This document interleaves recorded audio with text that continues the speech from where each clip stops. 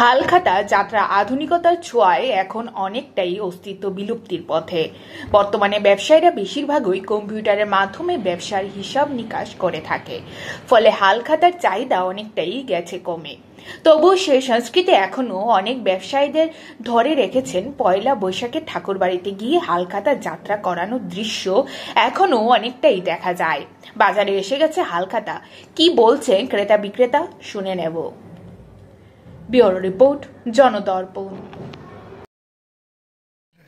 এবার চাহিদা অন্যান্য বছর থেকে অনেক কম, কারণ হচ্ছে কম্পিউটার বাইর করে মানুষের কম্পিউটারে বেশিরভাগ ব্যবহার করে। অনেক ছোটোখাটো ব্যবসায়ীরা খাতাপত্র কিছু লইয়া যায়, এমনি এমনি চলছে। এখন আগের মতো নাই, আমরা খাতা কোথা কম। আর কম্পিউটারে আর খাতা প্রয়োজন নববর্ষের দিন লাগে, কেন কম্পিউটার অনেক সময় মিষ্টি বা নষ্ট টষ্ট তখন একটু বেদা লেগে, খাতার একটা প্রয়োজন সবসময় থাকে এই ব্যবসায়ী ক্ষেত্রে আর কি রয়ে গেছে দেখা যাচ্ছে।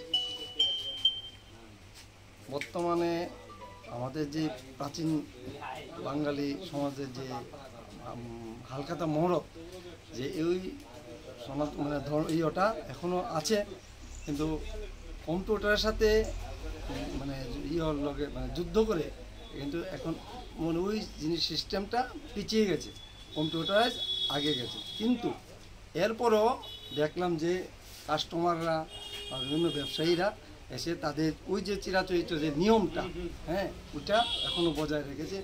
ও কম্পিউটার কিন্তু আমাদের ওই যে পূর্বপুরুষ থেকে শুরু করে বর্তমান অবধি আমাদের যে চিরাচরিত কথাটা আমরা পয়লা বৈশাখের দিন বিভিন্ন ঠাকুর বাড়িতে আমরা গিয়ে যাত্রা করব, বা বাড়িতে যারা যারা ঠাকুর প্রতিষ্ঠিত আছে ওইখানে আমরা পূজা করে পুরোহিত মশাইয়ের দ্বারা নতুন করে বর্ষ আরম্ভ করে ব্যবসায়ী বা যাতে নতুন যে বর্ষটা যাতে আরও ভালো হয়, সমৃদ্ধি হয়, ওই কামনা করেই এইসব যাত্রা